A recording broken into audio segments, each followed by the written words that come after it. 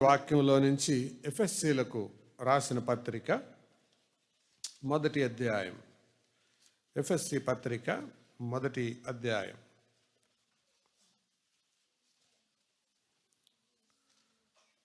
ఎఫెస్సీ పత్రిక మొదటి అధ్యాయం 17వ వచనం నుండి నేను చదువుతున్నాను. 17 నుండి. మరియు మీ మనోనేత్రములు వెలిగింపబడినందున ఆయన మిమ్మును పిలిచిన పిలుపు వల్లనైనా నిరీక్షణ ఎట్టిదో, పరిశుద్ధులలో ఆయన స్వాస్థ్యము యొక్క మహిమైశ్వర్యము ఎట్టిదో, ఆయన క్రీస్తునందు వినియోగపరిచిన బలాతిశయమును బట్టి విశ్వసించు మన యందు ఆయన చూపుచున్న తన శక్తి యొక్క అపరిమితమైన మహాత్మ్యం ఎట్టిదో మీరు తెలుసుకొనవలెనని మన ప్రభువైన యేసు క్రీస్తు యొక్క దేవుడైన మహిమా స్వరూపియగు తండ్రి తన్ను తెలుసుకొనుట యందు మీకు జ్ఞానమును ప్రత్యక్షతయను గల మనస్సు అనుగ్రహించునట్లు నేను నా ప్రార్థనల యందు మిమ్మను గూర్చి విజ్ఞాపన చేయుచున్నాను. మొదటి భాగాన్ని కలిసి చదువుదాం. మరియు మీ మనోనేత్రములు వెలిగింపబడినందున ఆయన మిమ్మును పిలిచిన పిలుపు వల్లనైన నిరీక్షణ ఎట్టిదో, పరిశుద్ధులలో ఆయన స్వాస్థ్యము యొక్క మహిమైశ్వర్యము ఎట్టిదో. చాలు, అంత మట్టుకు. ప్రభునందు ప్రియులారా, సహోదరులారా, ఈ సమయంలో దేవుని వాక్యంలో నుంచి ఒక చిన్న అంశాన్ని మన మనసులో వేసుకోవాలని కోరుతున్నాను. అదేంటంటే ద కాల్ ఆఫ్ గాడ్, దేవుని యొక్క పిలుపు. అది నేను ఈ ఉదయం మీ ముందు పెట్టాలని కోరుతున్నాను. The call of God. అసలు అది చెప్పడానికంటే ముందు కాల్, పిలుపు అంటే ఏంటో నేను చెప్తాను. కాల్ అనే దానికి ఒక ఆయన ఎల్టి ల్యాల్ అనే ఆయన ఒక నిర్వచనం చెప్పాడు. కాల్ అంటే ఏ కన్విక్షన్ దట్ స్టడీలీ డీపెన్స్, లోతుగా స్థిరంగా నాటబడిన ఒక నమ్మకం, ఒక ఒప్పుకోలు, ఒక విశ్వాసం. దానిని పిలుపు అని అంటారు.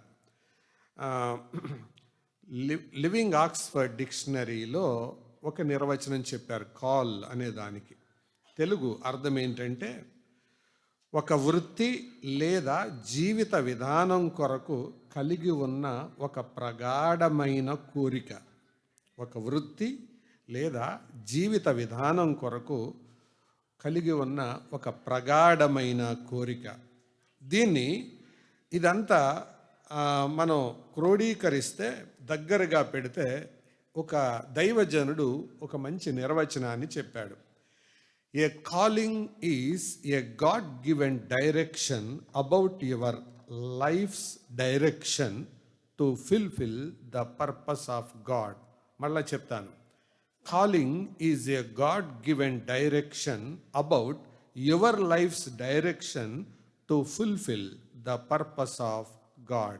తెలుగులో దేవుని ఉద్దేశ నెరవేర్పు కొరకు దేవుడు నీకు అనుగ్రహించిన జీవిత గమ్యం లేదా గురి, దానినే మనం పిలుపు అని అంటారు.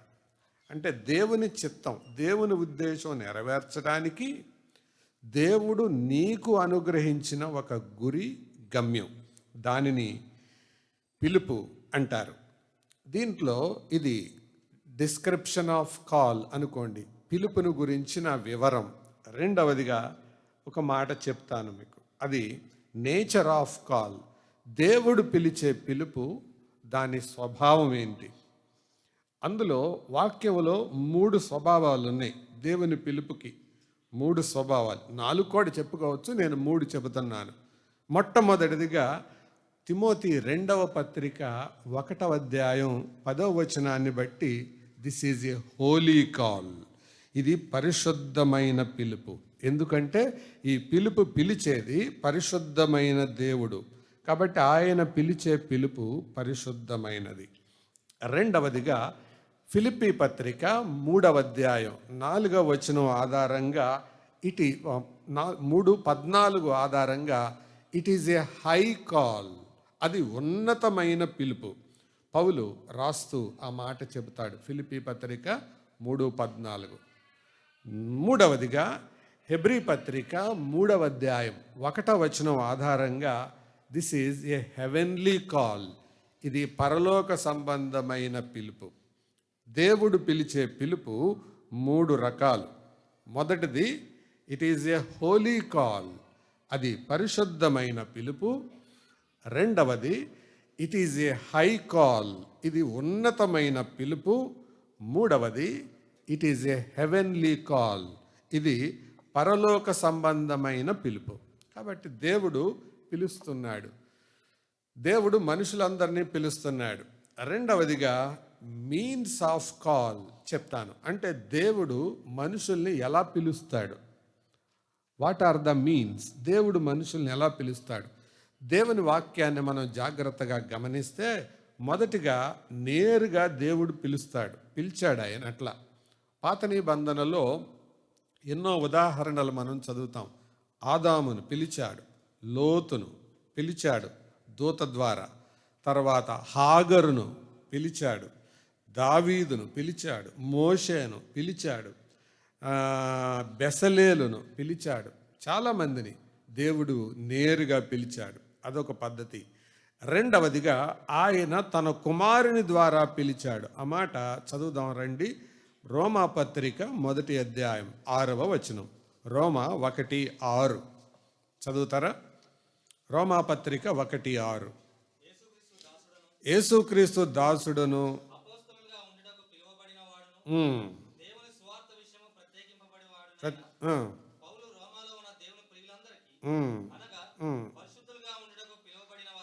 ఎవరి ద్వారా పిలిచాడంటున్నాడు? యేసుక్రీస్తు ద్వారా. కాబట్టి దేవుడు నేరుగా పిలుస్తాడు. కాలం గడిచే కొద్దీ తన కుమారుని ద్వారా పిలవడం మొదలుపెట్టాడు. ఆ తర్వాత పరిశుద్ధాత్మ ద్వారా పిలుస్తున్నాడు ఆయన. బైబిల్ ముగించబడిన తర్వాత పరిశుద్ధాత్మ ద్వారా పిలుస్తున్నాడు. ఆ మాట కూడా చదువుదాం రండి. ప్రకటన గ్రంథం 22వ అధ్యాయం. ప్రకటన గ్రంథం 22వ అధ్యాయం 17వ వచనం. ప్రకటన 22. ఆత్మయు పెండ్లి కుమార్తెయు రమ్ము అని చెప్పుచున్నారు. ఆత్మయు అంటే ఆత్మ కూడా పిలుస్తున్నాడు, ప్రభువుని రమ్మని పిలుస్తున్నాడు, మనుషులను కూడా పిలుస్తున్నాడు ఆయన, పరిశుద్ధాత్ముడు. మనం అపోస్తుల కార్యాలు 13వ అధ్యాయంలో కూడా చూడొద్దులేండి, అక్కడ కూడా పరిశుద్ధాత్మ వారితో మాట్లాడినట్లు మనం చదువుతాం. పరిశుద్ధాత్మ ద్వారా ఆయన పిలుస్తాడు. తర్వాత మరొక మీన్స్ ఏంటంటే దేవుడు తన సృష్టి ద్వారా, తన కార్యాల ద్వారా కూడా పిలుస్తాడు. ఆయన చేసే కార్యాల ద్వారా కూడా పిలుస్తాడు. కీర్తనల గ్రంథం 19వ కీర్తన రాసుకోండి, తర్వాత మీరు చదువుకోవచ్చు. ఆయన సృష్టి, ఆయన కార్యాల ద్వారా పిలుస్తాడు. ఆ తర్వాత ఆయన తన ప్రవక్తలు, సేవకుల ద్వారా పిలుస్తాడు. హోషేయ గ్రంథం 11వ అధ్యాయం 7వ వచనంలో మనం ఆ మాట చదువుతాం. తర్వాత మనం 2వ కొరింథీ పత్రిక 5:20లో కూడా ఆ మాట చదువుతాం. 2 కొరింథీ 5:20లో కూడా ప్రవక్తల ద్వారా, సేవకుల ద్వారా పిలుస్తాడు. ఎన్ని రకాలుగా దేవుడు పిలుస్తాడో నేను మీకు చెప్పాను. దేవుడు నేరుగా పిలవచ్చు, దూత ద్వారా పిలవచ్చు, కుమారుని ద్వారా పిలవచ్చు, ఆత్మ ద్వారా పిలవచ్చు, ఆయన కార్యాల ద్వారా పిలవచ్చు, మొత్తానికి పిలుస్తాడు.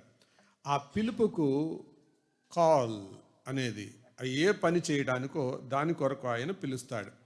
తర్వాత పర్పస్ ఆఫ్ కాల్ చెప్తాను. అంటే దేవుడు దేనికి పిలుస్తాడు అని అంటే ఒక 8 రకాల పిలుపులు బైబిల్లో ఉన్నాయి. అవన్నీ నేను వివరంగా మీకు చెప్పను కానీ ఊరికే మెన్షన్ చేస్తాను. మొట్టమొదటిగా he will call us for salvation, ఫస్ట్ది రక్షణ కొరకు పిలుస్తాడు. రెండవది he calls us for sanctification, పరిశుద్ధులుగా ఉండడానికి పిలుస్తాడు. మూడవది he calls us for service, ఆయన సేవ కొరకు, పరిచర్య కొరకు కూడా పిలుస్తాడు. నాలుగవది he calls us for separation, వేరుగా ప్రత్యేకంగా ఉండడానికి పిలుస్తాడు. ఐదవది, he calls us for subjection, లోబడి ఉండడానికి పిలుస్తాడు. పై అధికారులకు, పై వారికి లోబడి ఉండడానికి పిలుస్తాడు. రోమాపత్రిక 13వ అధ్యాయంలో మనం ఆ మాట చదువుతాం. తర్వాత he calls us for suffering, శ్రమ పడడానికి కూడా పిలుస్తాడు. శ్రమ పడడానికి కూడా ప్రభువు మనల్ని పిలుస్తాడు. తెలుసా మీకు? ఫిలిప్పీ పత్రిక 1వ అధ్యాయం 29వ వచనంలో మాట ఉంటుంది, తర్వాత మీరు చదువుకోవచ్చు. శ్రమ పడడానికి కూడా. అందుకే క్రీస్తునందు విశ్వాసం ఉంచుట మాత్రమే కాక ఆయన పక్షముగా శ్రమపడుటయు ఆయన పక్షముగా మీకు అనుగ్రహింపబడెను అని పౌలు అంటాడు. అంతేకాదు యోహాను సువార్త 16:33లో కూడా ఆయన మాట చెప్పారు, లోకములో మీకు శ్రమ కలుగునైనను ధైర్యం తెచ్చుకొనుడి, నేను లోకమును జయించున్నాను. కాబట్టి శ్రమలు వచ్చినప్పుడు ఇది దేవుని పిలుపులో భాగం అనుకోవాలి, అంతేగాని సనగకూడదు శ్రమలు వచ్చినప్పుడు. ఎందుకంటే భూలోకంలో ఉండగానే మనం శ్రమ పడేది. ఎందుకు అంటే ఉదయం ఆరాధనలో జ్ఞాపకం చేసుకున్నాం, ఆయన మహిమను మనకి ఇవ్వడానికి, ఆ మహిమలో మనం పాలుభాగస్తులు చేయడానికి అనుకున్నాడు. శ్రమ లేకుండా మహిమ లేదు. There is no glory without groaning, మూలుగు లేకుండా మహిమ రాదు. శ్రమ లేకుండా కిరీటం రాదు. No cross, no crown without cross. కాబట్టి శ్రమలకు దేవుడు మనలను పిలిచాడు. శ్రమలు వచ్చినప్పుడు ఆశ్చర్యపడకూడదు. అందుకనే పేతురు భక్త కోటికి రాస్తూ ఈ మాట అన్నాడు, అగ్ని వంటి మహాశ్రమ మీకు సంభవించినప్పుడు మీరు ఆశ్చర్యపడొద్దు, ఇది మామూలే, సాధారణమే అని 1వ అధ్యాయంలో ఆ మాట రాస్తాడు. తర్వాత మీరు చదువుకోవచ్చు. కాబట్టి శ్రమలో, ఆయన పిలుపులో శ్రమ కూడా ఒక భాగం. అంటే ఇది విచిత్రం అని అనుకోవద్దు. ఈ పిలుపు దాదాపు చాలామందికి ఇష్టం ఉండదు. ఆ తర్వాత స్పెషల్ కాల్, ప్రత్యేకమైన పిలుపు. దేవుడు ప్రత్యేకంగా కొంతమందిని పిలుస్తాడు. అదేంటంటే నీ యొక్క వృత్తి, ఏ ఉద్యోగం చేయాలి, ఏ పని చేయాలి, దాన్ని స్పెషల్ కాల్ అంటారు. అంటే దేవుని పిలుపులో 2 ప్రాథమికమైన రకాలు. ఒకటి జనరల్ కాల్, 2 స్పెషల్ కాల్. ప్రత్యేకమైన పిలుపు ఒకటి, సాధారణమైన పిలుపు ఒకటి. సాధారణమైన పిలుపు అందరినీ పిలుస్తాడు. దేవుడు పిలిచినప్పుడు ముందు ఏం చేయాలి? పలకాలి. ముందు పలకాలి, లోపడతాం తర్వాత సంగతి. అందుకే బోరధ్వని వంటి స్వరము నా వెనుక పలుకగా నేను వింటిని, ఆ స్వరం ఏమిటో చూడ తిరిగి తిని అంటాడు ప్రకటన గ్రంథం 1వ అధ్యాయంలో. కాబట్టి ముందు దేవుడు పిలిచినప్పుడు వినాలి. అది దేవుడు పిలిచినప్పుడు వినకపోతే పర్యవసానాలు ఎలా ఉంటాయో నా సందేశం చివరిలో చెప్తాను. అప్పటి వరకు మీరు ఎంత ఏకాగ్రతతో వింటున్నారో అంతే ఏకాగ్రతతో వినండి. ఆయన పిలిచినప్పుడు పలక్కపోతే ఏం జరుగుతుందో తెలుసా? స్విట్జర్లాండ్లో ఒక ప్రజాస్వామ్యం ఉంది. ఆ ప్రజాస్వామ్యాన్ని ఏమంటారు? సోషల్ టీచర్ గారు చెప్పాలి. పార్టిసిపేట్ చేస్తారు. దాంట్లో ఒక పద్ధతి ఉందని విన్నాను, రీకాల్ పద్ధతి. రీకాల్, ఏమై రైట్? ఓకే. రీకాల్ పద్ధతి అంటే ఏంటంటే, ఆ ప్రజలు ఎన్నుకున్న ప్రభుత్వం ప్రజలకు నచ్చకపోతే దిగిపో, కిందకి దిగిపో అంటారు. మనకేమో 5 ఏళ్ళు చూడాలి. స్విట్జర్లాండ్లో అట్లా అక్కర్లా. వాళ్ళు నచ్చినా నచ్చకపోయినా 5 ఏళ్ళు భరించాలి మనం. స్విట్జర్లాండ్లో అది లేదు. నచ్చలేదు అనుకోండి, దిగిపో అంటారు. దాన్నే రీకాల్ పద్ధతి అంటారు. స్విట్జర్లాండ్లో ఉన్న ప్రజాస్వామ్యంలో అదొక స్పెషల్ ఎఫెక్ట్ అన్నమాట. నెలకు నచ్చకపోయినా దింపేస్తారు, సంవత్సరాన్ని నచ్చకపోయినా దింపేస్తారు వాళ్ళది. అంతే, అది అక్కడ ఉన్న పద్ధతి అంతే. అంటే దేవుడు కూడా ఆయనకు నచ్చకపోతే ఈ విల్ రీకాల్, అంతే కదా. ఆయన పిలుపులో మరొక భాగం కీర్తనల గ్రంథం 90వ కీర్తనలో అన్నాడు, నరులారా, అది కూడా పిలుస్తాడు ఆయన, వచ్చేయ్, వెనక్కి వచ్చేయ్ అంటాడు. కాబట్టి మన జీవితం అంటే ఏంటంటే, దేవుడు కాల్కి రీకాల్కి మధ్యలో ఉండే జీవితమే మంది. దేవుని మొదటి పిలుపుకి మరలా పిలిచే పిలుపుకి మధ్యలో ఉండే జీవితమే మనం జీవిస్తూ ఉన్నాం. కాబట్టి ఈ సమయంలో మన బాధ్యత, ఆ పిలుపు పట్ల 2 బాధ్యతలు ఉన్నాయి. ఆ 2 బాధ్యతలు నేను మీ ముందు చెప్తాను రండి. మొదటి బాధ్యత, ఇప్పుడే మనం ఎఫెసీ పత్రిక 1వ అధ్యాయం 17వ వచనంలో చదివితే, మరియు మీ మనోనేత్రములు వెలిగింపబడినందున ఆయన మిమ్మును పిలిచిన పిలుపు వలన నిరీక్షణ ఎట్టిదో అని చివరి భాగంలో ఏమన్నాడు? తెలుసుకొనుటయందు. అంటే ఆ పిలుపును నువ్వు తెలుసుకోవాలి. ఫస్ట్ పాయింట్, దేవుడు నిన్ను దేనికి పిలిచాడో అది నువ్వు తెలుసుకోవాలి. యూ షుడ్ నో, తెలుసుకోవాలి. రెండవది చెబుతాను, ఎఫెసీ పత్రిక 4వ అధ్యాయం 2వ వచనం. ఇది కూడా చూడండి, చూస్తే మంచిది. బంధము చేత కాపాడుకొనుటయందు వారై మీరు పిలువబడిన పిలుపుకు తగినట్లుగా చాలా వివరం చెప్పాడు. మొత్తానికి ఆయన అనే మాట ఏంటంటే, పిలువబడిన పిలుపుకు తగినట్లుగా నడుచుకోండి. దేవుడు మనల్ని పిలిచాడు. మన బాధ్యత ఏంటి అంటే, ఒకటి ఆ పిలుపును తెలుసుకోవాలి, నో ద కాల్. రెండవది, walk worthy of the call. ఆ పిలుపుకు తగినట్లుగా నడుచుకోవాలి. పిలుపుకు తగినట్లుగా నడుచుకోవాలి. ఏ పిలుపు ద్వారా పిలిచాడో ఆ పిలుపుకు తగినట్లుగా నడుచుకోవాలి. అలా లేకపోతే ఏముంటుంది అంటే, కనకపు సింహాసనమున సొనకమును కూర్చుండబెట్టిన అట్లుంటుంది అన్నమాట. అంటే బంగారపు సింహాసనంలో కుక్కను కూర్చోబెడితే ఎట్లా ఉంటుందో అలా ఉంటుంది. అంటే ఆ పిలుపు దానికి అర్థం కాదు, కుక్కకి పిలుపు తెలియదు. అదే ఒక వ్యక్తిని కూర్చోబెడితే చాలా అద్భుతంగా ఉంటుంది, అది ఆనందిస్తాడు, కానీ కుక్కకి తెలియదు. అలాగే దేవుని యొక్క పిలుపు మనం అర్థం కాకుండా బ్రతుకుతున్నాం అంటే అర్థం మనం కుక్క బతుకుతున్నాం అని అర్థం. ఇంతకంటే మంచి మాట చెప్పాలని నాకు అనిపించడం లేదు. దేవుని పిలుపు అర్థం కాకుండా ఒక మనిషి బ్రతుకుతున్నాడంటే ఈజ్ లివింగ్ ఏ డాగ్ ఇష్ లైఫ్. కుక్క బ్రతుకుతున్నట్టు లెక్క. దేవుడు పిలుస్తున్నాడు. అది ఏం పిలుపు? అది పరిశుద్ధమైన పిలుపు, అది ఉన్నతమైన పిలుపు, అది పరలోక సంబంధమైన పిలుపు. అంత పెద్ద పిలుపు ఆయన పిలుస్తుంటే, మీకు ఒక మాట సులభంగా చెప్తాను. మీ ఫ్రెండ్ పిలుస్తున్నాడు.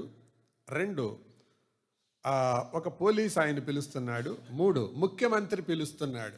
ఈ ముగ్గురు పిలిచినప్పుడు ఒకేసారి మిమ్మల్ని పిలుస్తున్నారు. ఎవరికి రెస్పాండ్ అవుతారు మీరు? ఎందుకు? High call. హై కాల్, ఉన్నతమైన పిలుపు. ఫ్రెండ్కి అరే వస్తున్నా ఉండరా, ఆ ముఖ్యమంత్రి గారు వెళ్ళొస్తున్నానండి అనేవాడిని మెంటలోడ్ అంటారు. దెమ్మ ఖరాబ్ అయింది ఆడికి అంటారు. అంటే ఆడికి విలువ తెలియదు. దేవుడు ఉన్నతమైన పిలుపు పిలుస్తున్నాడు, పరిశుద్ధమైన పిలుపు పిలుస్తున్నాడు, పరలోక సంబంధమైన పిలుపు పిలుస్తున్నాడు. ఆ పిలుపుకు స్పందించకుండా లోకంలో ఉన్న కలుపు పిలుపులందరికీ తిరుగుతున్నామంటే అది కుక్క బతుకు గాక ఏం బతుకదా బతుకు. అది మైండ్ లేనోడు చేసే పని. అందుకే ఈరోజు దేవుని పిలుపు గురించి మనం ఎరుగుతున్నాం. ప్రియులారా, ఈ దేవుడు పిలిచే పిలుపు, దేవుడు పిలుస్తూనే ఉంటాడు.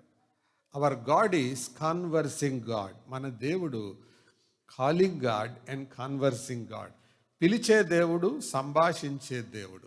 మన దేవుడు ఎవరు? Calling God and also conversing God. పిలుస్తాడు. రెండోది సంభాషిస్తూనే ఉంటాడు, మాట్లాడుతూనే ఉంటాడు. వినే స్వభావం మనకు ఉండాలే కానీ ఆయన మనతో మాట్లాడుతూనే ఉంటాడు. దాని విలువ మనకు తెలియక మనం ఆ పిలుపుకు స్పందించం. కానీ నిజానికి ఆయన మనతో మాట్లాడుతూనే ఉంటాడు. ఎన్ని రీతులుగా ఆయన మనతో మాట్లాడతాడో. పూర్వకాలమందు నానా సమయాల్లో నానా విధాలుగా మాట్లాడాడు. ఆయన పిలిచే దేవుడు, మాట్లాడే దేవుడు. మరి ఆ పిలుపుకు మనం లోబడాలని దేవుని వాక్యం మనకు సెలవిస్తూ ఉంది. ప్రియులారా, ఇప్పుడు types of or areas of call చెప్తాను. మొట్టమొదటిదిగా types or areas of call. పిలుపుల్లో రకాలు లేదా విభాగాలు. మొదటిది స్పిరిచువల్ కాల్, అంటే ఆత్మీయమైన పిలుపు, ఆత్మ సంబంధమైన పిలుపు, ఆత్మీయమైన పిలుపు. అంటే రక్షణ పొందటానికి ఆయన పిలుస్తాడు, మారు మనసు పొందటానికి ఆయన పిలుస్తాడు. అందుకే ఆయన భూలోకానికి వచ్చినప్పుడు ఆయన ఇలా కేక వేస్తూ ప్రకటించాడు, కాలము సమీపించి ఉన్నది, కాలము సంపూర్ణమై ఉన్నది, పరలోక రాజ్యము సమీపించి ఉన్నది, మారు మనసు పొంది సువార్తను నమ్మండి అని దేవుడు తన కుమారుడైన ప్రభువు ద్వారా సువార్తను ప్రకటించాడు. ఆయన పిలుస్తాడు, స్పిరిచువల్ కాల్. తర్వాత ఆయన రక్షణ పొందిన వ్యక్తిని మళ్ళా తన సహవాసానికి పిలుస్తాడు. దాని గురించే అపోస్తలుడైన పౌలు కొరింథీయులకు రాసిన మొదటి పత్రిక 1వ అధ్యాయం 9వ వచనంలో ఇలా చెప్పాడు, క్రీస్తు యేసు, మన ప్రభు అయిన యేసు క్రీస్తు అను తన కుమారుని సహవాసమునకు మిమ్మును పిలిచిన దేవుడు నమ్మదగినవాడు. ఫెలోషిప్. దేవుడు పిలుస్తున్నాడు. ఆ పిలుపు 3 కోణాల్లో ఉంది అని చెప్పాను కదా. అది ఏ రకమైందో 3 రకాలుగా చెప్పాం కదా. మొదటిది అది పరిశుద్ధమైన పిలుపు, హోలీ కాల్. అది ఉన్నతమైన పిలుపు, హై కాల్. మూడవది అది పరలోక సంబంధమైన పిలుపు, హెవెన్లీ కాల్. అంత పిలుపు ఆయన పిలుస్తుంటే మారు మనసు పొందు, రక్షణ పొందు అని పిలుస్తుండగా నువ్వు అది పిలవలేదనుకో, దానికి లొంగలేదనుకో, ఆయన ఏమంటాడు, రీకాల్ చేస్తాడనమాట. రీకాల్ అంటే మారు మనసు పొందకపోతే. దేవుడు నీతో ఎన్ని వాక్యాల ద్వారా, ఎంతమంది సేవకుల ద్వారా, ఎన్ని వర్తమానాల ద్వారా నువ్వు అనుకుంటున్నావు, ఎవరైనా చర్చికి రండి, మారు మనసు పొందండి, దేవుణ్ణి నమ్ముకోండి అంటే మనుషులు చెప్పారు అనుకుంటున్నావు. నో. ఇందాక నేను ముందే చెప్పాను, దేవుడు పిలిచే పిలుపులో ఎవరెవరిని వాడుకుంటాడో చెప్పాను. అంటే అది నీకు కనపడేది సేవకుడి ముఖం, కానీ పిలుపు ఎవరిది? దేవునిది. అది పిలుపు దేవునిది. అలాగే రక్షణ పొందండి, బాప్తిసం తీసుకోండి అంటే పిలుపు ఎవరిది? దేవునిది. నువ్వు దాన్ని వాయిదా వేస్తున్నావంటే అర్థం నీకేం తెలుసయ్యా, నాకు ఎక్కువ తెలుసు అని అంటున్నావు అని అర్థం అన్నమాట. నీకేం తెలుసయ్యా, నాకంటే ఎక్కువ తెలుసా నీకు, కుదిరినప్పుడు వస్తాలే అంటారా? అన్నారు. ఒక పోలీస్ ఆఫీస్ నుంచి ఫోన్ వస్తే కుదిరినప్పుడు వస్తాం సార్ అంటే ఏం చేస్తారు? అది ఇంకో కేసు అవుతుంది. పైనుంచి దేవుడు పిలుస్తుండగా దానికి నువ్వు స్పందించట్లేదంటే అర్థం, కుదిరినప్పుడు వస్తున్నావంటే అర్థం దానికి అది ఇంకో కేసు అవుతుంది. నువ్వు అవిధేయుడిగా ఉన్నంత కాలం నీ మీద అది నేరారోపణ చేస్తూనే ఉంటుంది. కాబట్టి రక్షణ పొందడానికి పిలుస్తున్నాడు. ఇక్కడ ఉన్న యవనస్తులు, పెద్దవాళ్ళు, చిన్నవాళ్ళు అందరిని అడుగుతున్నాను, రక్షణ పొందారా? ఆధార్ కార్డు రాయకపోతే ఎంత తొందర ఉంటుందో, ఇంటి పట్టా రాయకపోతే ఎంత తొందర ఉంటుందో, మారు మనసు పొందకపోతే అంత తొందర చాలామందిలో కనబట్టల్లా. భూలోకమైన వాటి కోసం మనుషులు తొందరపడుతున్నారు, కానీ మారు మనసు కోసం తొందరపట్టల్లా. బైబిల్ చెబుతుంది ఇదే మిక్కిలి అనుకూల సమయం, ఇదే రక్షణ దినం. మరి ఇంకా రక్షణ పొందని వాళ్ళకు ఈ మాట చెప్తున్నాను. కొంతమంది రక్షణ తీర్మానం చేసుకుంటారు కానీ బాప్తిసం దగ్గర వెనుకంజ వేస్తుంటారు. ప్రియులారు, అది కూడా ఉంది దేవుని పిలుపు. నమ్మి బాప్తిస్మం పొందిన వాడు రక్షింపబడును అంటే రక్షణ అన్న కార్యం బాప్తిస్మంతోనే పూర్తవుతుంది. జ్ఞాపకం పెట్టుకోవాలి ఈ మాట. బాప్తిసం అనేది రక్షణ కాదు, కానీ రక్షణ అన్న కార్యం బాప్తిస్మంతోనే సంపూర్తి అవుతుంది. అప్పటి వరకు నువ్వు రక్షించబడనట్టు లెక్క. మరి ఇంకా నమ్మని వాళ్ళు త్వరగా నమ్మాలి. అందుకే మనం ఇందాక పాట పాడాం, యేసుక్రీస్తు నిన్ను పిలిచెనుగా రావేళ యువక అనే పాడాం. అందులో ఓ మనిషి అని కూడా పాడుకోవచ్చు. అందరికీ మాట, యువకులే కాదు యువతి అని కూడా, యువతే కాదు పెద్దవాళ్ళకు కూడా అందరినీ పిలుస్తున్నాడు ఆయన. మారు మనసు పొందటానికి, రక్షణ పొందటానికి పిలుస్తున్నాడు. అందరూ అలా సీరియస్గా చూస్తున్నారు. కానీ ఒక మాట చెప్పనా, ఇప్పుడు బయట మనం వాక్యం వింటూ ఉండగా మైక్లో ఒక అనౌన్స్మెంట్ వస్తుంది అనుకోండి. ఇందిరాగాంధీ మున్సిపల్ స్టేడియంలో ఈరోజు నుంచి న్యూ గిరిపురంలో బాడవపేట, ఉడ్డిపేట ఈ ప్రాంత వాసులందరికీ ఇళ్ళున్నా లేకపోయినా రాజధానిలో ఒక కొత్త గృహం అనుగ్రహించబడును, రిజిస్ట్రేషన్లు ఈరోజే మొదలవుతాయి అని గనక ప్రకటన వింటే వాక్యం మీద ఎవ్వరికి మైండ్ ఉండదు. ఇక మైండ్ అంతా దేని మీద ఉంటుంది? Registration, registration, registration. ఎప్పుడైపోద్దా దూకుదాం అనుకునేవాళ్ళు కొందరు, అసలు మంచినీళ్ళు అయినట్టు బయటికి వెళ్ళి అప్పుడే జంప్ అయ్యేవాళ్ళు కొందరు, ప్రార్థన చేసేటప్పుడు సగం మంది ఖాళీ అయిపోతుంది రిజిస్ట్రేషన్ కోసం. రాజధానిలో ఇంటి కోసం, ఇల్లున్నా ఇంటి కోసం అంత తాపత్రయపడుతున్నావే, ఆయన తన నిత్య రాజ్యానికి వారసులుగా అవ్వడానికి పిలుస్తుంటే ఆ స్పృహే, ఆ సోయే లేకుండా బతుకుతుంటే అది కుక్క బతుకనక ఏమనాలి దాన్ని? ఏమనాలి దాన్ని?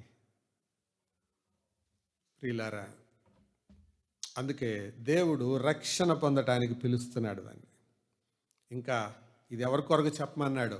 నిజానికి నా సిరీస్లో తల్లిదండ్రులు పిల్లల సంబంధం గురించి మాట్లాడాలి, కానీ ఎందుకో దేవుడు ఈ అంశం మీద నా దృష్టిని కేంద్రీకరింపచేశాడు. అందుకే నేను ఈ మాట చెప్తున్నాను.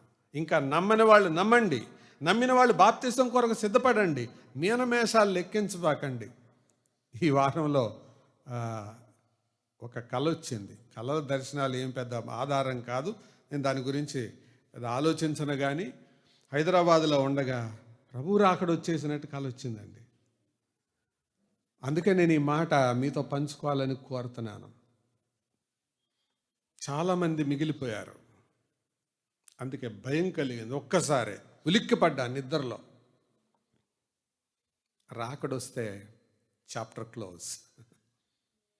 అందుకే బైబిల్ చెప్తుంది, ఇది ఏ మిక్కిలి అనుకూల సమయం. రక్షణ పొందండి, మారు మనసు పొందండి. రక్షించబడిన వాళ్ళు, నమ్మిన వాళ్ళు, ఆ తీర్మానం చేసుకున్న వాళ్ళు, అయ్యా బాప్తిసం ఎప్పుడు ఇస్తారు నాకు అనండి. 6 దాకా ఎందుకయ్యా, ఈ నెలలో ఇవ్వరా అని అడగాలి లెక్క ప్రకారం. 6 అంటే బేజారు అయిపోయేలాగా ఉండాలి, కానీ 6 దాకా ఎట్లా ఉండాలి సార్ అనేలాగుండాలి మీ వైఖరి. అంత వేగంగా ఉండాలి.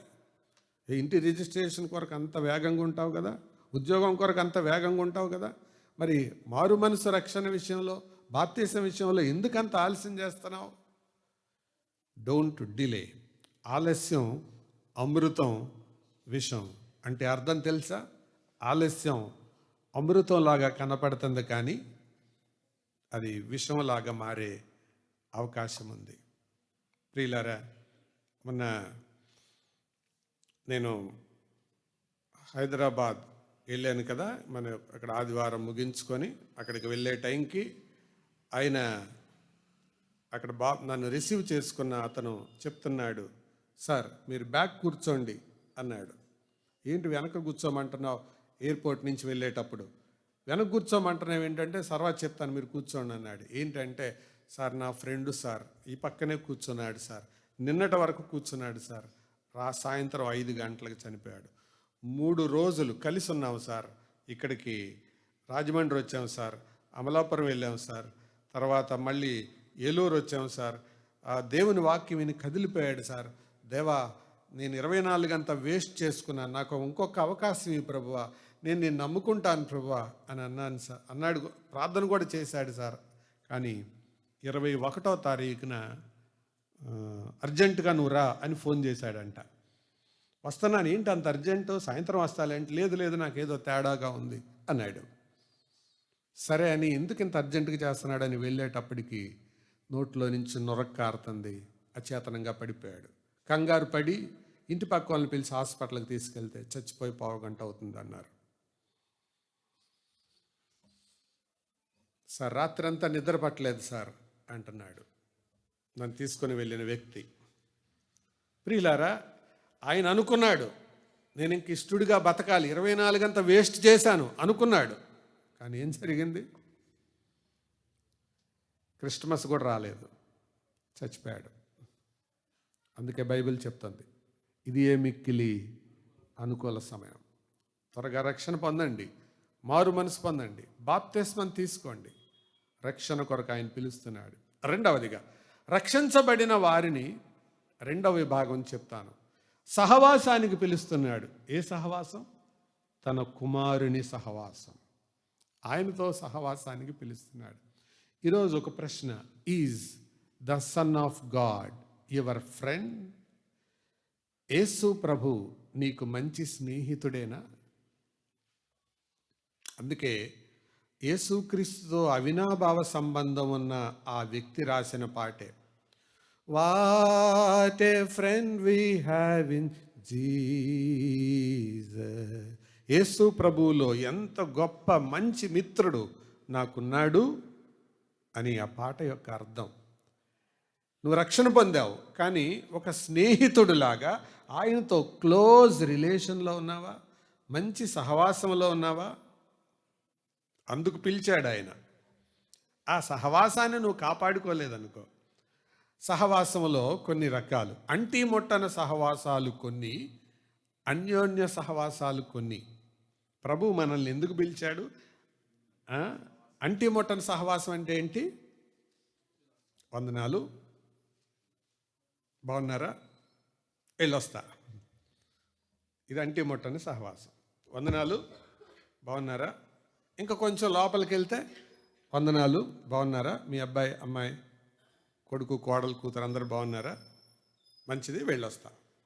దీన్ని ఏ సహవాసం అంటారు?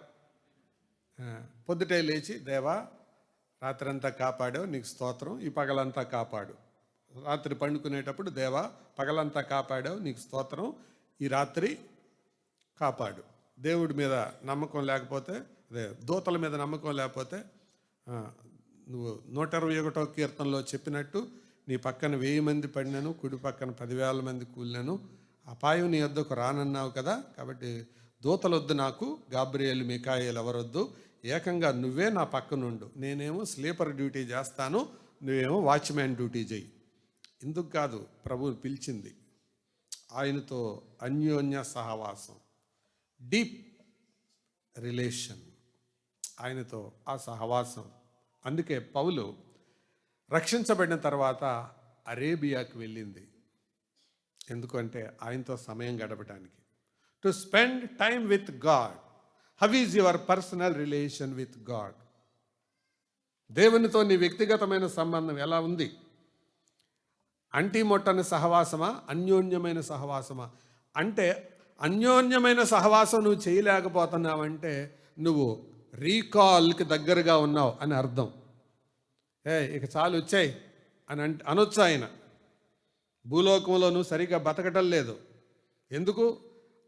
ఏదో ఆదివారం మొక్కుబడి సహవాసం, అప్పుడప్పుడు చేసే అంటీ మొట్టని సహవాసం నాకు అక్కర్లా. నేనేం పని పాట లేక వచ్చాను అనుకుంటున్నారా? భూలోకానికి అన్యోన్య సహవాసానికి మిమ్మల్ని పిలిచాను. కమాన్, లెట్ us హ్యావ్ ఫెలోషిప్. సహవాసం పట్ల మనకంటే దేవునికి ఎక్కువ తృష్ణ ఉంది.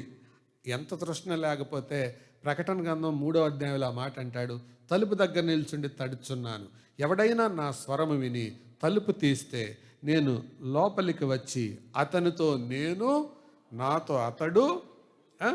టిఫిన్ చేస్తాం అనలేదు, టీ తాగుతాం అనలేదు, కానీ ఏం చేస్తాం? ఎందుకు? భోజనం అంటే it's a long time fellowship. Tea తాగటానికి ఎన్ని నిమిషాలు? ఒక 5 నిమిషాలు స్లోగా తాగేవాళ్ళు. టిఫిన్ చేయడానికి ఎన్ని నిమిషాలు? ఓ 10 పావు గంట. తినటానికి ఎన్ని నిమిషాలు? మన మన మన మన వాళ్ళకి ఎన్ని నిమిషాలు? గంట, అరగంట. మొత్తానికి లాంగ్ టైం ఫెలోషిప్ కొరకు పిలుస్తున్నాడు ఆయన. కానీ మొక్కుబడిగా అయిపోయింది. మరి ఏ కారణం చేత ప్రభు పిలుస్తున్నాడో అది ఆయనకు ఇష్టం కలుగుతుందా? ఆయన సంతృప్తి పడుతున్నాడా? ఇది రెండవది. మొదటిది రక్షణ కొరకు పిలిచాడు, రెండవది సహవాసానికి పిలిచాడు. ఇది స్పిరిచువల్ కాల్, స్పిరిచువల్ ఏరియా. రెండవది ప్రొఫెషనల్ ఏరియా. ప్రొఫెషనల్ ఏరియా అంటే నీ వృత్తిపరమైన పిలుపు. అంటే నిన్నొక డాక్టర్ గాను, నిన్నొక ఇంజనీర్ గాను, నిన్ను ఒకట సాఫ్ట్వేర్ ఎంప్లాయీ గాను, లేకపోతే నువ్వు ఒక లాయర్ గాను, నువ్వు ఒక ఆర్మీ పర్సన్ గాను, లేకపోతే నువ్వు ఒక స్టూడెంట్ గాను దేవుడు పిలిచాడు. ఇది కూడా పిలుపులో భాగమే. దేవుడు నిన్ను పిలిచాడు అంటే అది కూడా పిలుపులో భాగమే. అంటే నువ్వు ఒక టీచర్గా, లెక్చరర్గా, డాక్టర్గా, ఏ వృత్తిలో ఉన్నా అందులో దేవునికి నమ్మకంగా ఉండాలి. That is call given by God. దేవుడు నీకు ఇచ్చిన పిలుపది. దానియేలును బానిసగా ఉన్నవాన్ని బాస్ స్థాయికి తీసుకొచ్చాడు, ప్రధానమంత్రి స్థాయికి తీసుకొచ్చాడు. ఆ ఉద్యోగంలో ఎలా ఉన్నాడు దానియేలు?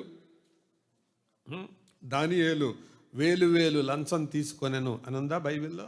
ఈ దానియేలు ఏ తప్పైనను ఏ నేరమైనను చేయువాడు కాడు, నమ్మకస్తుడు. ఇటువంటి వాడు.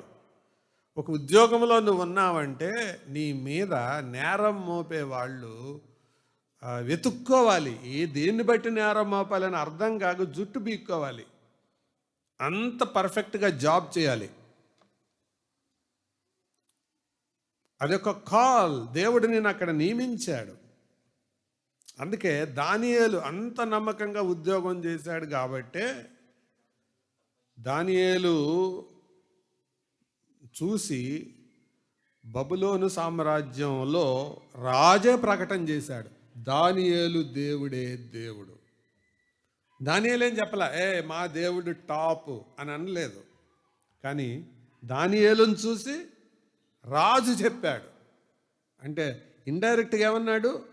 మన దేవుళ్ళందరూ నికార్సైన వాళ్ళు కాదు, కానీ దానియేలు దేవుడే దేవుడు. దేన్ని బట్టి చెప్పాడు? దానియేలు ప్రవర్తన. దేవుడు నీకు ఒక ప్రొఫెషన్ ఇచ్చాడు, ఒక వృత్తి ఇచ్చాడు. ఆ వృత్తిలో దేవుని వైపుకు కొంతమందిని నువ్వు తిప్పగలుగుతున్నావా సోదరుడా, సోదరి? This is second area. నీ వృత్తి, నీ యొక్క ఉద్యోగం, దేవుని సాక్ష్యం నీవున్న స్థలములో వెదజల్లడానికి కారణం కాకపోతే you are not walking worthy of the call.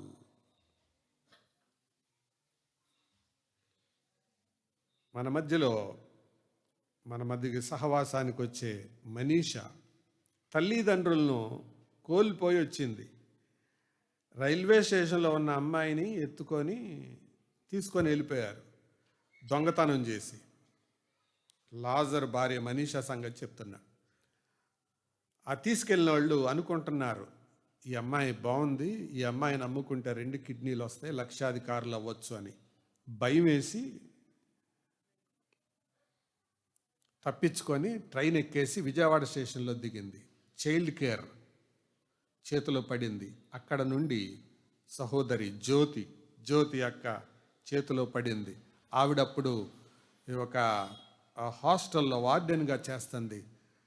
ఆవిడ ఎవరికి పుట్టిందో ఎక్కడుందో ఏమీ తెలియదు. ఆ బిడ్డకు ప్రభు గురించి చెప్పింది, కూతురుగా దత్తత తీసుకుంది, పెంచింది, పెద్ద చేసింది. ఇప్పుడు 3 బిడ్డలు తల్లి అయింది, సిద్దిపేటలో ఉంది. తను ఒక ప్రొఫెషన్లో ఉంది. నా పని ఇంతవరకే, నా పని అంతా ఏంటి? బెల్లు కొట్టారా, బిల్లు పడిందా, ఇంతే అని అనుకోలా. కానీ దేవుడు నన్ను ఇక్కడ ఉంచాడు ఒక పర్పస్ కోసం. అది యేసుక్రీస్తు పేరు ఎత్తితే వాళ్ళని బయటికి పంపించేసే సంస్థ అది. ఆ సంస్థలో వార్డెన్గా చేస్తుంది ఈవిడ. దేవుడు పిలిచిన ఆ వృత్తిని, తనుంచిన వృత్తిని ఒక పిలుపులాగా భావించింది. సోదరుడా, సోదరి, నువ్వెక్కడ ఉద్యోగం చేస్తున్నావు, ఎక్కడ చదువుకుంటున్నావు నాకు తెలియదు. అది దేవుడిచ్చిన పిలుపు అని నువ్వు అనుకుంటే తప్పకుండా నీ సాక్ష్యపు పరిమళం అక్కడ వెదజల్లబడుతుంది. అదే చెప్పేది బైబిల్. ఏ ఏ స్థితిలో పిలువబడ్డావో ఆ స్థితిలో నమ్మకంగా ఉండమని చెబుతుంది. ఇది ప్రొఫెషనల్ కాల్. మూడవది మ్యారిటల్ కాల్, వివాహం అనే పిలుపు. వివాహం అనేది కూడా పిలుపు. వారెన్ వియర్స్బీ అనే దైవ సేవకుడు మంచి మాట చెప్పాడు. Marriage is a call, marriage is a commitment. వివాహం అనేది ఒక పిలుపు. రెండవది అదొక ఒప్పందం మాత్రమే కాదు, ఒక నిబంధన. Covenant. Marriage is a covenant, A call also a covenant. పిలుపు. వివాహం అనే దాని కొరకు దేవుడు పిలిచాడు. చాలామంది వివాహం విషయంలో రెండు పొరపాట్లు చేస్తున్నారు. సమయం రాకముందే తొందరపడడం వలన మొదటి పొరపాటు, సమయం వచ్చినా తొందరపడకపోవడం రెండో పొరపాటు. సమయం రాకుండా తొందరపడడం మొదటి పొరపాటు, సమయం వచ్చినా ఆలస్యం చేయడం రెండో పొరపాటు. Marriage is a call. అంతేకాదు, దేవుడు కొంతమందిని బ్రహ్మచర్యానికి కూడా పిలుస్తాడు.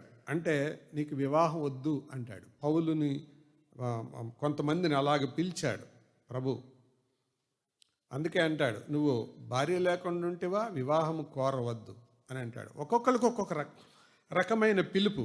అది దీన్ని ఎలా తెలుసుకోవచ్చు అంటే, దేవుడు నిన్ను పంపించేటప్పుడే ఒక కాల్తో పంపించుంటాడు, ఒక ఉద్దేశంతో పంపించుంటాడు, ఒక ఉద్యోగంతో పంపించుంటాడు.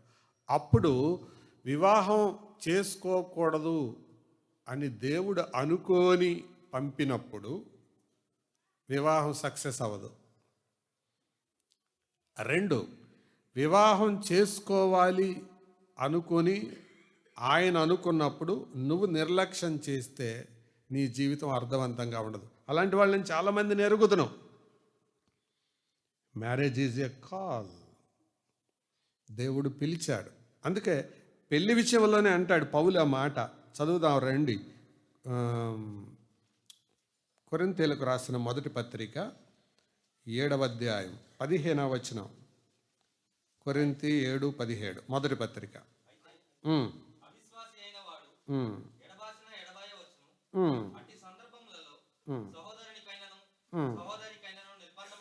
లేదు, సమాధానముగా ఉండుటకు దేవుడు మనలను పిలిచి ఉన్నాడు. భార్యాభర్తలతో మాట్లాడుతున్నాడు. Marriage is a call. భార్యాభర్తలు ఎట్లా ఉండాలి?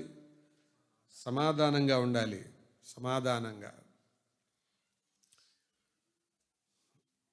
Marriage is a call.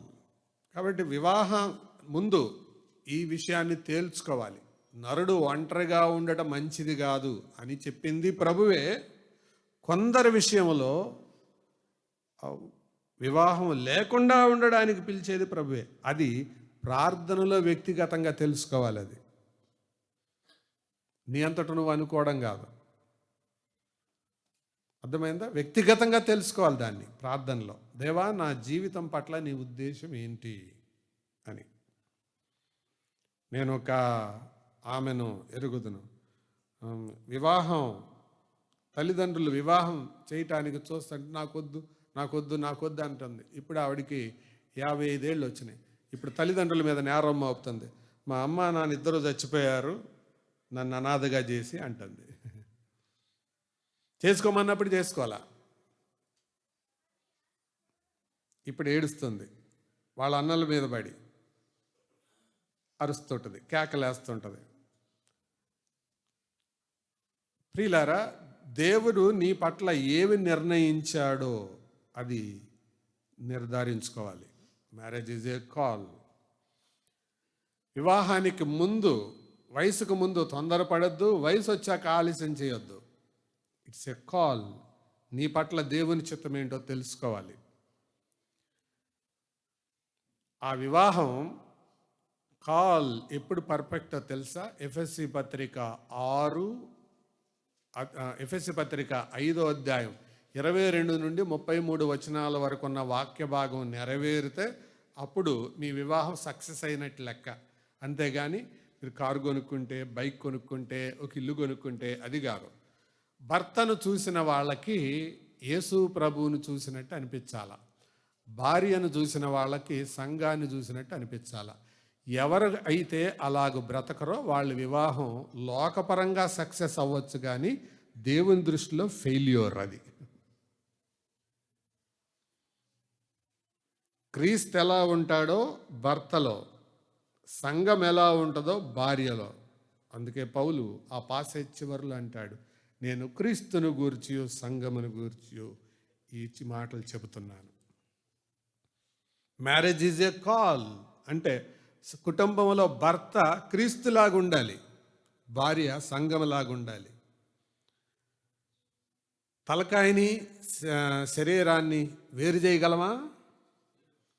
చేయలేము. మరి మీ కుటుంబంలో అదే జరగకపోతే మీ మ్యారేజ్ ఫెయిల్ అని అర్థం. నువ్వు ఒక అడుగేస్తే భార్య కూడా అడుగేయాలి, భార్య ఒక అడుగేస్తే భర్త ఒక అడుగేయాలి, ఇద్దరు కలిసి వేయాలి. అలా కాకపోతే దట్స్ ఎ ఫెయిల్యూర్ మ్యారేజ్. క్రీస్తు సంఘం లాగా ఉండాలంతే. అందుకే పౌలు ఆ 12 వచనాల సారాంశంని చివరి మాటలో చెప్పాడు. భార్యాభర్తల గురించి ఎత్తుకొని క్రీస్తుని గురించి సంఘాన్ని గురించి చెబుతున్నాను అన్నాడు. Marriage is a call. రెండవది, తర్వాత మాట చెప్తాను. ఇప్పుడు దాకా ఎన్ని చెప్పాను? Spiritual call, 2 professional call, 3 marital call, 4 parental call, తల్లిదండ్రులుగా ఉండడానికి పిలుపు. దేవుడు కొంతమందికి పిల్లల్ని ఇస్తాడు, కొంతమందికి ఇవ్వడు. అది ఆయన చిత్తం, ఆయన సార్వభౌమత్వం అది. కానీ మీరు ప్రయత్నం చేసి పిల్లల్ని ఆపుకోవడం తప్పు. దేవుడు ఇవ్వకపోతే అది వేరే సంగతి. దేవుడు ఇచ్చేటప్పుడు తీసుకోవాలి, ఇవ్వనప్పుడు అడగాలి. ఒకవేళ ఇవ్వకపోయినా దేవా నీకు స్తోత్రం అనాలి. పేరెంటల్ కాల్, తల్లిదండ్రులుగా ఉండడానికి దేవుడు కొంతమందిని పిలిచాడు. ఎందుకో తెలుసా? తల్లిదండ్రులుగా దేవుడు పిలిచాడు. ఒక దైవజనుడు ఇలా అన్నాడు ఇంగ్లీష్లో, దాని తెలుగులో తర్జుమా చేసి చెప్తాను. నీ పిల్లలు క్రీస్తును ప్రేమించే విధంగా, క్రీస్తును సేవించే విధంగా ఏ తల్లి తండ్రి అయితే తర్బీతు చేయరో వారు తమ పిలుపులో విఫలమైనట్టే లెక్క. క్రీస్తును ప్రేమించే విధంగా, క్రీస్తును సేవించే విధంగా ఏ తల్లి తండ్రి అయితే పిల్లలను తర్బీతు చేయరో వారు తల్లిదండ్రులుగా ఓడిపోయినట్లు లెక్క.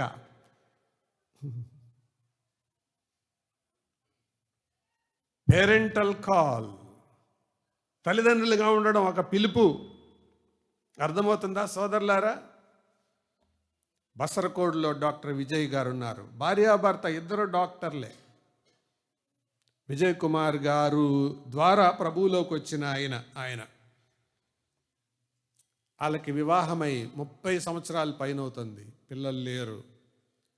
వాళ్ళని ఎవరైనా అడిగితే మీ పిల్లలేరి అని అంటే వస్తారు, ఉండండి అంటారు, చాలా తాపీగా నింపాదిగా. చర్చ అంతా వచ్చిన తర్వాత ఇదిగో వీళ్ళే నా పిల్లలు అంటారు. అంటే మీకు పిల్లలు పుట్టలేదా అంటే ఇల్లే పిల్లలు, దేవుడు మాకు ఇచ్చిన వాళ్ళు ఇల్లే. దాని గురించి ఏమాత్రం సిగ్గుపడరు, బిడిపడరు. అరే పిల్లలు లేరే మాకు అని అనుకోరు. ఎందుకు? They believed being parent is a call. తల్లిదండ్రులుగా ఉండడం ఒక పిలుపు. దేవుడు నిన్ను తల్లిగా చేయాలనుకుంటే చేయగలడు. అందుకే బైబిల్లో రాయబడింది అన్నమాట, గర్భఫలము బహుమానం. బహుమానం అంటే ఆయనకి ఇష్టం ఉంటే ఇస్తాడు, లేకపోతే ఇవ్వడం. నువ్వెవరు డిమాండ్ చేయటానికి? అది ఆయన చిత్తం. కాబట్టి బహుమానం వచ్చిన వాళ్ళు గొప్పలు చెప్పుకోకూడదు, రాని వాళ్ళు కుంగిపోకూడదు. It's a call, parental call. వచ్చిన వాళ్ళు అనుకోవాలి, బాబోయ్ ఈ పాపలోకంలో వీళ్ళని ఎలా పెంచాలని భయపడాలి. లేనోళ్ళు అనుకోవాలి ఏమని, దేవుడు నాకు ఈ పరీక్ష పెట్టలేదు, దేవునికి స్తోత్రం, ఒకవేళ ఆయన చిత్తమైతే ఇస్తాడు. Parental call. అర్థమైందా? అందుకే 10వ తరగతి చదివే వాళ్ళకి ఇంటర్మీడియట్ క్వశ్చన్ పేపర్ ఇవ్వరు. ఇస్తారా? ఇవ్వరు. అలాగే పిల్లలు లేని వాళ్లకు పిల్లలున్న తల్లిదండ్రులను తీర్పు దేవుడు వాళ్ళకి తీర్చడం. అర్థమైందా చెప్పేది? Parental call, being a parent is a call. అటు పిల్లలు పుట్టగానే సరిపోదు. అందుకే పుత్రోత్సాహంబు పుత్రుడు జన్మించినంతనే కలుగదు, జనుల ఆ పుత్రుని కనుగొని పొగడగా పుత్రోత్సాహంబు నాడు పొందుర సుమతి అన్నాడు. సుమతి శతక కర్త. పిల్లలు అంటే అది లోకపరంగా చెప్పాడు. దైవపరంగా చూస్తే నీ పిల్లలను నువ్వు దేవుని కొరకు వంచి మలిచి దేవుని సన్నిధిలో దేవునికి అందుబాటులో ఉండేలాగా నువ్వు పెంచలేకపోతే you are not a fitting parent. తగిన తల్లివి తండ్రివి కాదు. నువ్వు ఒక ఓడిపోయిన తల్లివి తండ్రివి. పేరెంటల్ కాల్ ఎన్ని చెప్పాను? 4. 5వది మినిస్టీరియల్ కాల్, పరిచర్య కొరకైన పిలుపు. మినిస్టీరియల్ కాల్, పరిచర్య కొరకు దేవుడు పిలుస్తాడు. కొన్ని పర్యాయాలు దేవుడు సేవ కొరకు పిలుస్తాడు కొంతమందిని. దాన్ని రూఢిపరచుకోవడానికి తొందరపడకుండా దేవుని చిత్తంపై ఆధారపడాలి. నాకంటే ముందు ఒక అమ్మాయి పుట్టి చనిపోయింది. ఆ పుట్టినప్పుడు చాలా ఎర్రగా పొడుగ్గా ఉందంట. అందుకు సుహాసిని అని పేరు కూడా డిసైడ్ చేశాడు మా నాన్న. అది 3వ రోజు చచ్చిపోయింది. హాస్పిటల్లో నిరాశతో అమ్మ మంచానికి ఇలా వెనకాల తలకాయ ఆనించుకొని బెడ్ మీద కూర్చొని ఉండగా ఒక బైబిల్ ఉమెన్ వచ్చి, ఏంటమ్మా అలా ఉన్నావు అంటే, బిడ్డ పుట్టి చచ్చిపోయిందమ్మా, అందుకే చాలా బాధగా దుఃఖంగా ఉందంటే, ఎందుకమ్మా దుఃఖపడతావు? బైబిల్లో హన్నా అని ఒక స్త్రీ ఉంది, పిల్లలు లేనప్పుడు ప్రార్థించుకుంది, ఒక కుమారుని కొరకు అడిగింది, నీ సేవకిస్తానని అడిగింది, నువ్వు కూడా ప్రార్థన చేయి. అప్పుడు తెలిసి తెలియని దినాల్లో హన్నా ఎవరో తెలియదు, సమూయేలు గ్రంథం ఏంటో తెలియదు, మంచం మీద హాస్పిటల్లో, దేవా ఇలా హన్నా ఎవరో ఉన్నారంట, నువ్వు కొడుకునిస్తే నీ పరిచర్య కొరకిస్తాను అని అనుకున్నప్పుడు సుధాకర్ బాబు పుట్టాడు.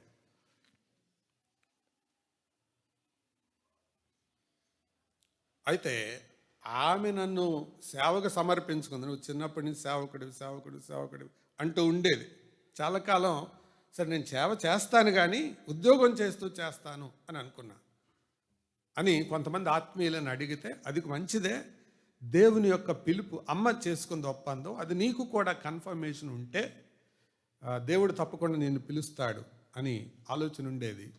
చిన్నతనం నుండి సండే స్కూల్ పరిచర్యలో చురుకుగా ఉండడాన్ని బట్టి నా తరగతిలో కూర్చునేవాళ్ళు, నేను 9వ తరగతిలోనే సండే స్కూల్ టీచర్ని అయ్యాను. నా తరగతిలో కూర్చునే వాళ్ళు 10th క్లాస్ ఇంటర్మీడియట్ డిగ్రీ వాళ్ళు. 9వ తరగతి టీచర్ క్లాసులో కూర్చునేది డిగ్రీ వాళ్ళు. కానీ వాళ్ళు నాకంటే చిన్నవాడు చెబుతున్నాడు అని ఎప్పుడు అనుకునేవాళ్ళు కాదు. సో ఆ తర్వాత క్రమేణా నా జీవితాన్ని ఇదంతా నేను కట్ షార్ట్ చేసి చెప్తే, జీవితాన్ని క్రమేణా ఆలోచన చేస్తుండగా దేవుడు నన్ను పిలిచిన పిలుపు ఆయన పరిచర్య కొరకు అని అర్థమైంది. ఏదైనా ఒకటి వదిలేయాల్సి వచ్చింది, ఉద్యోగమా పరిచర్య. అప్పుడు అనుకున్నాను, ఉద్యోగమే వదిలేద్దాం. Ministry is a call. అంతేగాని పాస్టర్ గారు మా అబ్బాయి కోసం ప్రార్థన చేయండి, ఇది లెక్కల్లో 0, సైన్స్లో 0, మరి ఏం చేద్దాం అనుకుంటున్నారంటే, అదే మద్రాసులో పాస్టర్ కోర్స్ ఉందంట కదా, అక్కడ పంపిద్దాం అనుకుంటున్నాను. ఎవరిని? ఈ చదువు అబ్బను అండి. అది తేరగా ఉంటుంది కదా.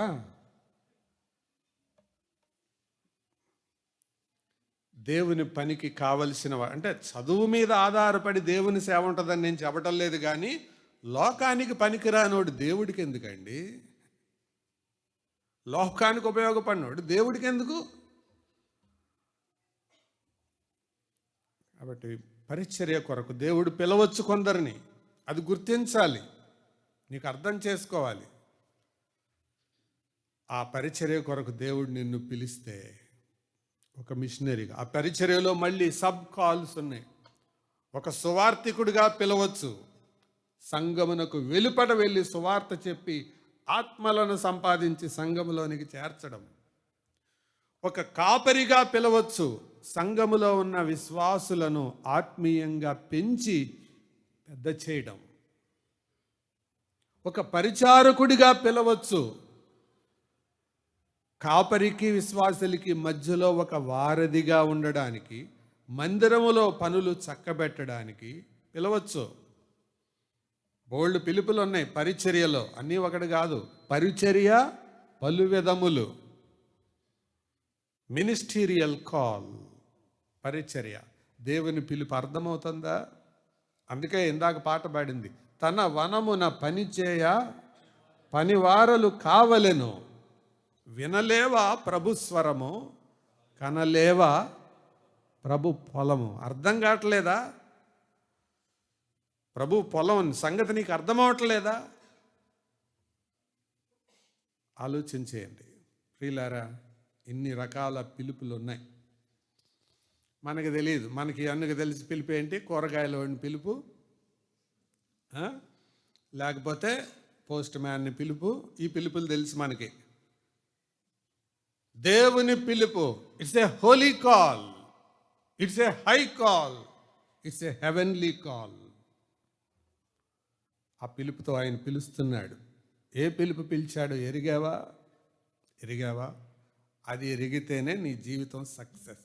అప్పుడు దాకా నీ జీవితం ఫెయిల్యూర్. అందుకే ఒక దైవుని సేవకుడు అన్నాడు, దేవుని ఆయన చెప్పిన మాట నేను ఇట్లా తెలుగులో తర్జుమా చేసి చెప్తున్నాను. దేవుని సంకల్పం, ప్రజల యొక్క అవసరం, నీ సంతోషం, ఈ మూడు కలిస్తే నువ్వు దేవుని పిలుపు కింద బతుకుతున్నట్టే. మళ్ళీ చెప్తున్నాను, the purpose of God and the need of the people and also your Joy in the heart, ఈ మూడు మిక్స్ అయితే నువ్వు దేవుని పిలుపు కింద బతుకుతున్నట్టే.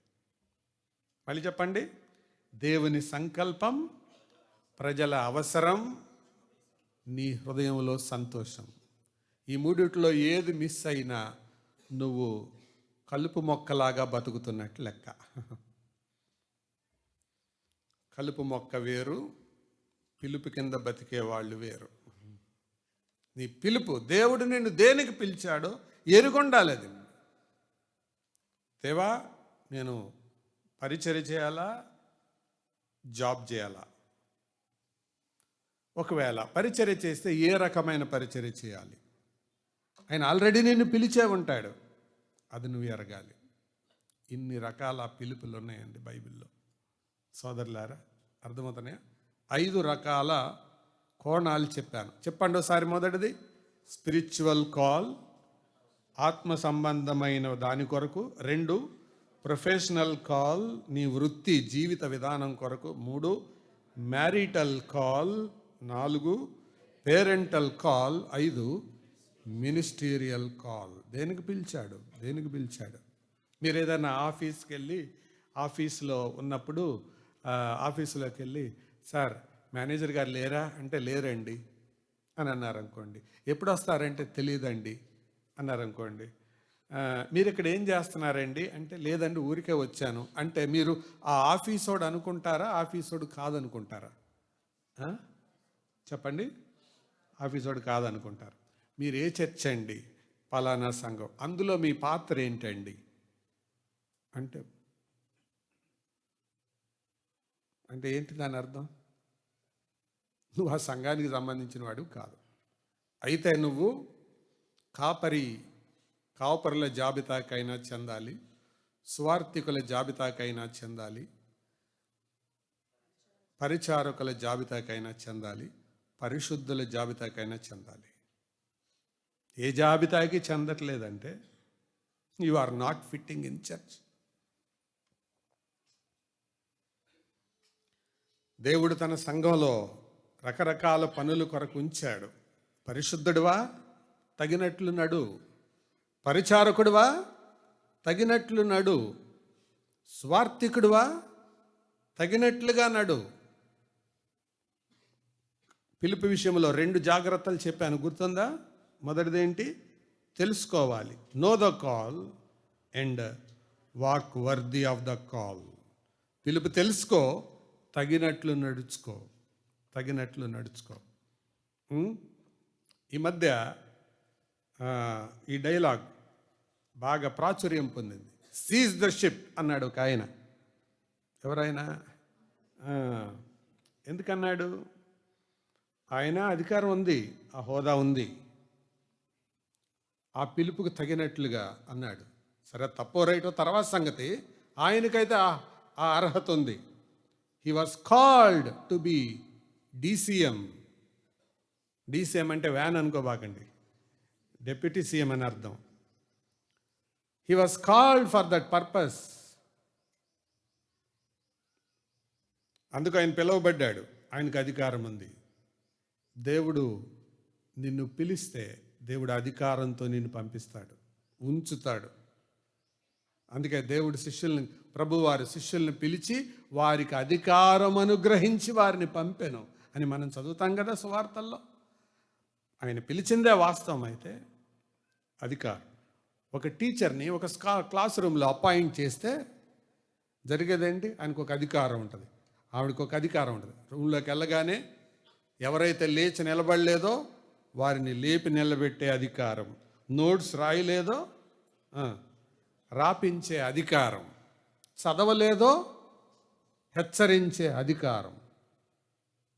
ఒక టీచర్ కాల్కి అంత వాల్యూ ఉంటే దేవుడు పిలిచిన పిలుపుకి వాల్యూ ఉండదా?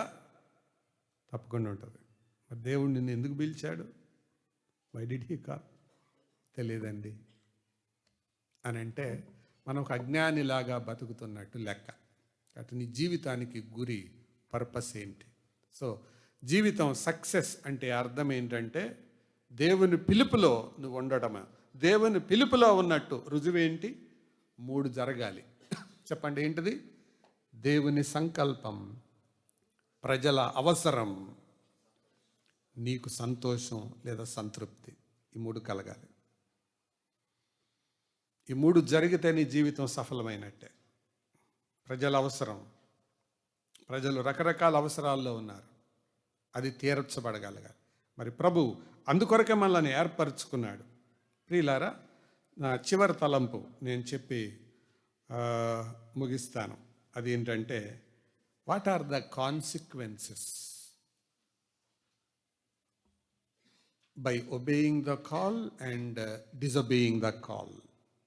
దేవుని పిలుపుకు లోబడితే ఫలితాలు ఏంటి, లోబడకపోతే ఫలితాలు ఏంటి? లోబడితే ఫలితాలు ఏంటో తెలుసా? నువ్వు ఆయన్ని పిలువగా ఆయన ఉన్నాను అంటాడు. పిలిస్తే పలుకుతాడు ఆయన. అందుకే పాట ఉంది, పిలిస్తే పలికేవాడు. ఉందా? పిలిస్తే పలుకుతాడు. ఎవరికి? ఆయన పిలిచిన వాళ్ళకి,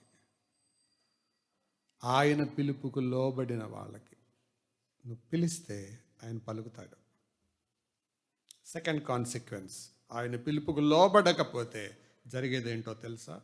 5 కారణాలు ఉన్నాయి. దాంట్లో 1-2 నేను చెప్తాను. ఆయన పిలుపుకు లోబడకపోతే 5 రకాలైన నెగిటివ్ కాన్సిక్వెన్సెస్ ఉంటాయి. యెషయా గ్రంథం 6వ అధ్యాయం 9వ వచనంలో ఇలా రాయబడింది. యెషయా 6:9 చదవండి. ఇంకొకరు ఇప్పుడు చదివాను. ఇట్లనము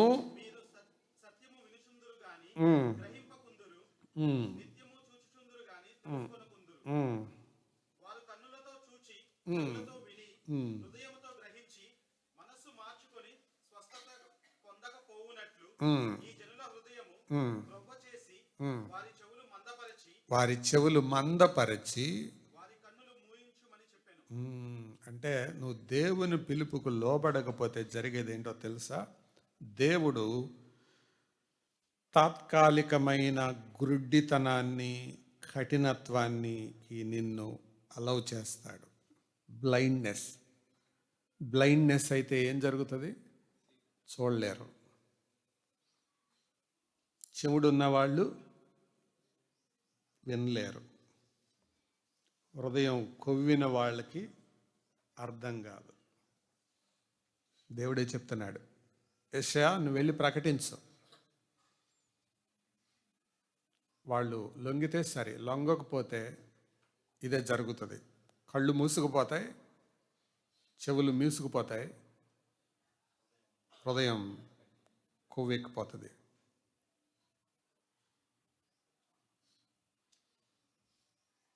అది దేవుడే చేస్తాడేమో. ఆయన పిలుపుకు లోబడకపోతే హృదయాన్ని కఠినపరుస్తాడు కూడా. ఇది ఒక పెద్ద suspense question in the Bible. దేవుడు ఫరో హృదయాన్ని కఠినపరచగా అనే దాన్ని తీసుకొని, కొంతమంది దేవుడే కదండి కఠినపరిచింది, ఫరో ఏం చేశాడు పాపం అని అంటున్నారు. దానికి అర్థం అవడానికి ఏం చెప్పాలంటే, నువ్వు అప్లికేషన్ ఫాము ఒక సర్టిఫికేట్ కోసం నువ్వు రాస్తావు. అది క్యాస్ట్ సర్టిఫికేటో లేకపోతే ఇన్కమ్ సర్టిఫికేటో రాస్తావు. దాని మీద సంతకం పెట్టేది ఎవరు? ఎంఆర్ఓ కదండి. ఎంఆర్ఓ సంతకం పెడతారు. అప్లికేషన్ పెట్టుకుంది ఎవరు? ఆ పర్సన్. ఆయనే రాశాడు, అలా పెట్టుకున్నారు. దాన్ని సర్వే చేసేది ఎవరు? అక్కడ విఆర్ఏను ఎవరో ఉంటారు, ఆర్ఐ వాళ్ళు ఎవరో చేస్తారు, అది చేస్తారు. కానీ సంతకం పెట్టేది ఎవరు? ఎంఆర్ఓ. ఇప్పుడు ఈ సర్టిఫికేట్ ఎవరు ఇచ్చారు అంటే ఏమంటారు? ఎంఆర్ఓ ఎందుకు ఇచ్చాడు? అది నువ్వు రాసిన దాని మీద ఆయన సంతకం పెట్టాడు, అంతేనా? నువ్వు ఏం చెప్పావో దాని మీద సంతకం పెట్టాడు ఆయన. కానీ చెప్పడానికి అఫీషియల్గా ఏమొస్తుంది? అది ఎంఆర్ఓ ఇచ్చిన సర్టిఫికేట్ అంటున్నావు నువ్వు. అలాగే నువ్వు హృదయాన్ని కఠినపరుచుకున్నావు, దేవుడు సంతకం పెట్టాడు దాన్ని. ఫరో హృదయాన్ని కఠినపరుచుకున్నాడు, దేవుడు దాని మీద సంతకం పెట్టాడు. సో ఏమైంది? అది ఫరో తన హృదయాన్ని కఠినపరుచుకున్నాడు కాబట్టి దేవుడు దానికి అనుమతించాడు. అది సంగతి. దేవుని పిలుపుకు లోబడకపోతే జరిగేది అదే. ఇంకొక మాట అదేంటో తెలుసా? భయం నాశనం. సామెతల గ్రంథం 1వ అధ్యాయం, సామెతల గ్రంథం 1వ అధ్యాయం 24వ వచనం చూడండి.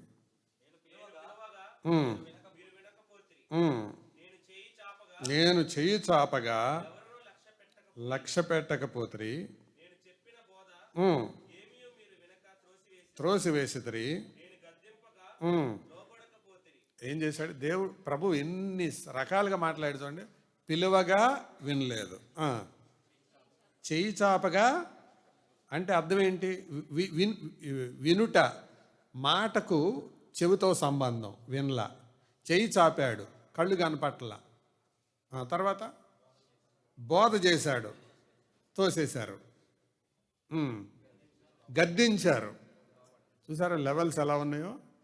గద్దింపు కూడా లోపడలేదంటే ఆడి పిచ్చి పీక్స్కి వెళ్ళిందనమాట. పిలిచాడు, వినలా. చేయి చాపాడు, లక్ష్య పెట్టల.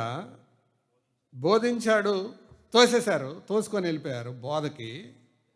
గద్దించాడు, లోబళ్ళ. పిచ్చి పీక్స్కి వెళ్ళింది, ముదిరిపోయింది. అప్పుడు దేవుడు ఏం చేశాడు?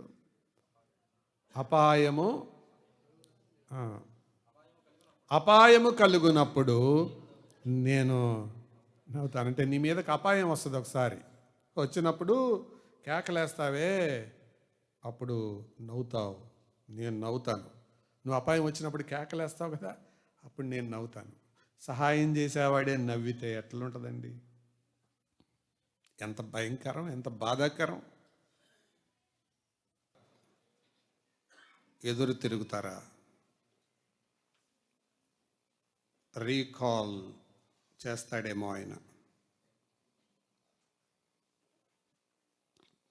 పరిశుద్ధుడైన తండ్రి, ఈ ఉదయకాలం మీరు ఇచ్చిన వర్తమానాన్ని బట్టి స్తోత్రములు. దీవించండి.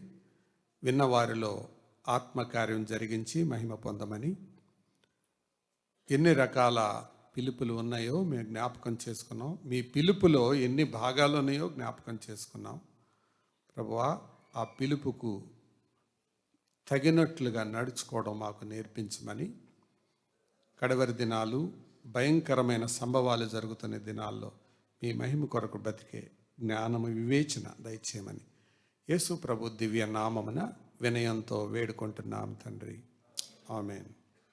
తండ్రి, కుమార, పరిశుద్ధాత్మ దేవుని తోడు, కాపుదల, భద్రత మనతో ఉండి నడిపించునుగాక. ఆమేన్. వందనాలందరికీ.